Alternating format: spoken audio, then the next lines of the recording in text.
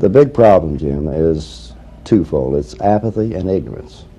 Not ignorance of the coal miners and the fundamentalists, as it's been depicted, but ignorance of the intellectuals, the intelligent, educated people of this valley that won't take the time nor trouble to get into these books in length and find out for themselves what is actually contained there. Mr. Means, as a citizen and as a parent, what is it about the books that you find most objectionable? It's not the four-letter words that really bother me. This is what most people are focusing their attention on. And I admit I don't approve of this type language been in school books. I don't use it in my home. I don't allow it to be used in my home. But that's not really what startled me. It was when I recognized a methodical, definite, insidious plan woven into some of the lower grade books, 3rd and 4th grade specifically. And it would take a little while to explain, but this plan is dedicated to undermine the Christian beliefs, discipline of children. It is definitely devised to turn the children against any kind of authority, parents specifically, or authority in general. And when I realized that plan was methodical, brilliantly implemented, then that's when I became concerned. What you're saying then is that it is the substance rather than individual words that you're objecting to. Exactly. What is the solution to this? Now, the lines are drawn very hard on both sides. On the one side now with 300 titles involved in the total textbook series we're talking about. Do you really expect that all 300 of those books can be taken out because of the objectionable passages, which may not appear in all of them? I don't think that would be reasonable. I think my solution is very simple. I have enough faith in the goodness left in this valley and the people of this valley to believe that if they were acquainted, all the people were acquainted with the actual contents of the book, this problem would be over very shortly. Certain lines from certain poems or certain sections from certain stories, and this is what seems to be focused in on. But I take it that your feeling is that the issue is much larger than that. Very much, yes. Jim, I hate to break it, but Mr. Means, I wonder if you would just run by for me an example. Give me some picture of what precisely it is that disturbs you about these books. Well, Jim, I wasn't convinced by the four-letter words that most people are focusing their attention on. I disapprove of these words. I don't use them in my home. I don't allow them to be used in my home. And I deplore their use in the schoolroom. But what really startled me was an insidious, methodical, and that is the key word, methodical. If these articles appeared in a haphazard fashion in these books, I would have attributed it to poor authorship, poor censorship, and lack of integrity on the Board of Education selection of the books.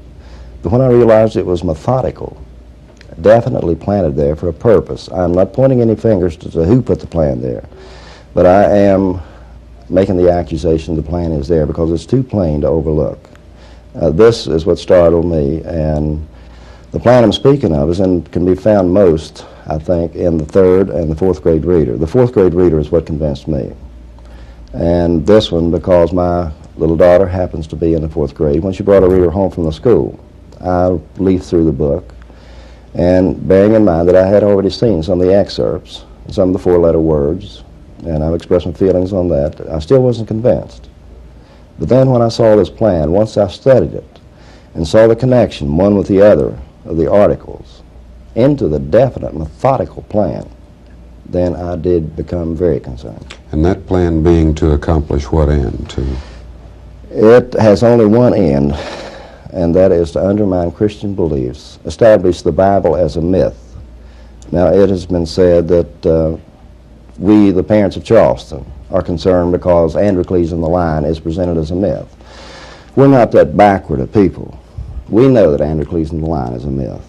But what we object to is the fact that they draw a direct parallel between Androcles in the Lion and Daniel and the Lion. It was...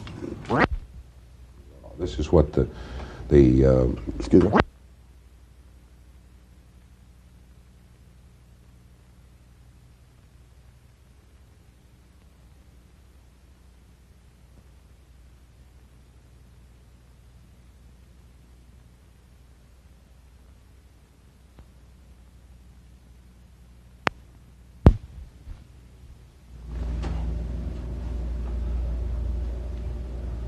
Mr. Means, the plan you speak of, what would that plan be for? What would it be outlined to do?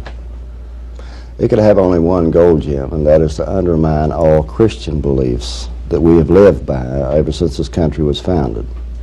And it would take a while to be more specific about it, but generally speaking, it would undermine this thinking. But I cannot understand, when this is supposed to be their point of view, their stand, why these books are so preoccupied with God in a negative manner, and with the Bible, and with prayer. We have one case in the books that a monkey prays to God. And it took a long time for this one really to sink into to me.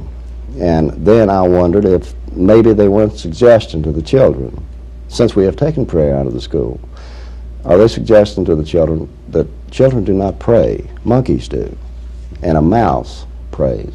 They have a case of each in the books.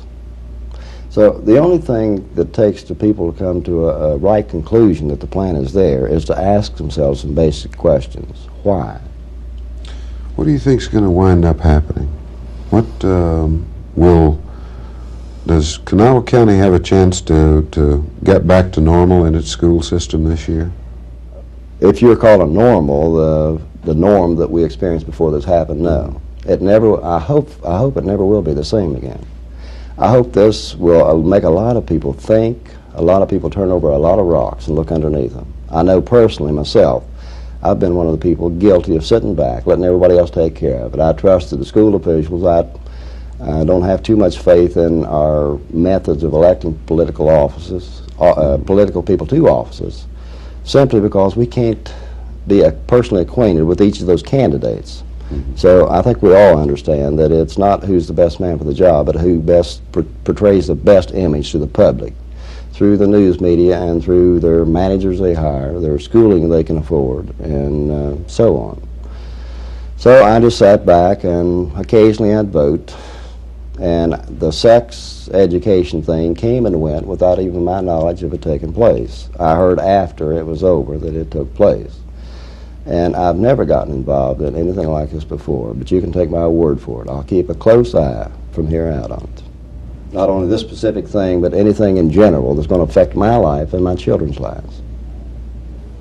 So I don't think we'll ever go back to what you call normal before this happens, but to elaborate a little further on the answer, I'm satisfied that it'll be a much better norm. I cannot see the people of the Kanawha Valley allowing these books to go into their schools. And enough people, once they become acquainted with it, again, I'll refer to my faith in the goodness of the people of this valley.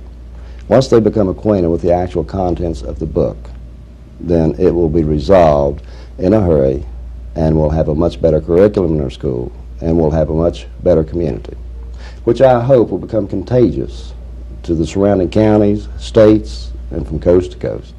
Thank you.